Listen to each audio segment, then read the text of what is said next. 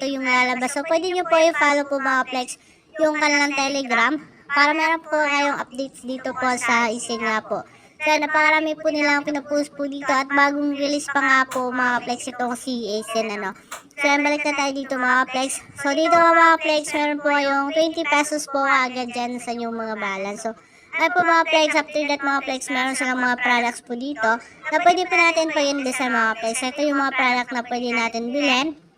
Sundays and Agricultural PV to become VIP1. So, 370 siya mga flex. So, days po nito, 47 days. Daily income is 1,000.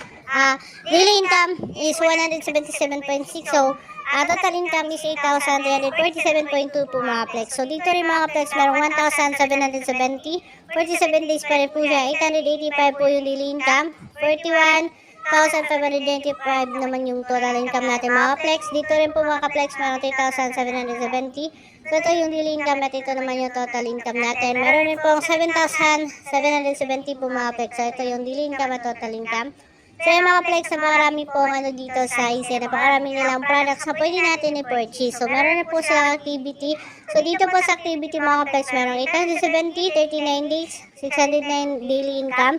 Total income natin, ito pong 23,751. Meron rin po 2,870.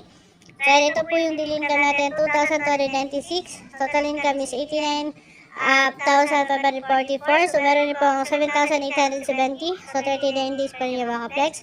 So, 7,083 naman yung daily income natin din. Ito po yung total income natin mga flex. So, dito rin po mga flex, meron pong VIP. So, mga product po dito exclusive po sa mga VIP. So, meron 200 po mga flex. So, 1 day po. Then, magiging 300 pesos po siya in just 1 day. So, total income natin yan. And 400 po na product, magiging 700 po sa loob ng isang araw. 500 po is magiging 1,000 po. Yan yung daily income natin. And 700 magiging 1,400. 1,500 po magiging 3,000. 3,000 po magiging 7,500. Dito naman 57,770 magiging 144,425 po mga flex. So, yan po mga flex, ano. And ito naman yung sa VIP level natin mga flex. So, and when the total investment amount of the platform reaches 370, you can upgrade to VIP status at this level. And when the total investment amount po mga flex reaches 1,770 is magiging VIP 2 po ay mga flex. So, kapag na-reach po ang 3,770 VIP 3 po, 7,770 VIP 4, at 15,770 is VIP 5, at ito naman po 30,770 is VIP 6. At hanggang VIP 8 po siya mga flex, ano. Makikita natin dyan. So, kung gusto nyo po mag-recharge mga flex, ay click po natin ang recharge dito. And, kailangan nyo lang po maglagay ng amount. Then, recharge now lang po kayo mga flex. Ayan. So, jumping in progress na nga po. So, magdadirect po tayo dito ngayon sa Gcash po mga flex. So, login lang kayo ng Gcash at bayaran po yung amount mga flex na napili nyo po na pwede nyo po i-ano po mga flex. So, click nyo na po yung buy. If bibili kayo ng product, then go to buy nyo lang po. Then, i-confirm nyo lang po mga flex. So, yung mga flex, ngayon sa withdrawal naman tayo. So, dito tayo mag-withdraw mga flex. So, link kayo ng bank card. So, kapag napag-link na yung bank card mga flex, so mag-select mo na kayo example Gcash. Then, name nyo po sa Gcash mga flex.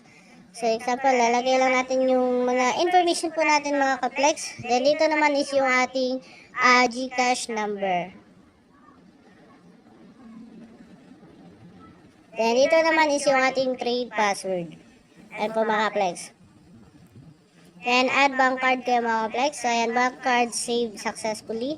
So, kapag na-save na mga flex, gagawin po natin dyan, ilalagay po natin yung amount na gusto po natin i-withdraw. So, example po, 400 po yung balance natin. Then, trade password po natin mga flex.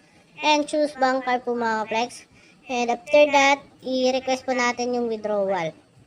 So, ganyan na mga flex. So, ayan, application for withdrawal is successful lang nga po. So, ito po yung withdrawal na, record natin. So, and review na po siya mga flex. So, ito pala yung marireceive natin 396. So, 4 pesos lang yung tax mga flex kasi 1% na po yung tax nila dito. And daily marketing from 11 to 18. And withdraw an amount between 180,000 to facilitate financial settlement. You can only request withdrawal 1 time per day lang po mga flex. Ano? So, yun lang po mga flex ha. About dito sa withdrawal. And then mga flex, punta naman tayo dito sa